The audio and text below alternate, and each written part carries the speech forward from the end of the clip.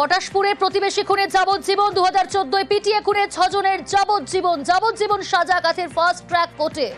পটাশপুরে প্রতিবেশী খুনে যাবজ্জীবন, 2014 পিটিয়ে খুনে 6 জনের যাবজ্জীবন। সরাসরি রয়েছে প্রতিনিধি পঙ্কজ।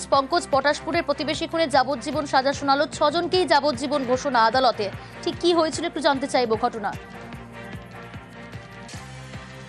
দেখো, একেবারে পটাশপুর 1 নম্বর ব্লকের গোয়ালদা এলাকায় শচীন্দ্র মাইতি নামে এক ব্যক্তি, তার বাড়ির সামনে 100 দিনের কাজ হচ্ছিল, আর সেই কাজে বাধা দিতে আসছিল প্রতিবেশীরা। সেই প্রতিবেশীরা যখন বাধা দিতে আসে তখন কিন্তু তাদের সঙ্গে উপর চড়াও হয়, শচীন্দ্র মাইতির উপরে লাঠি সোটা নিয়ে মারধর করে। গুরুতর আহত হয়েছিল। সেই সময় গুরুতর আহত হওয়ার পরে 12 ঘন্টা পরে প্রথমে পটাশপুর হাসপাতাল, তারপরে এগরা সুপার স্পেশালিটি হাসপাতালে নিয়ে যাওয়া হয়।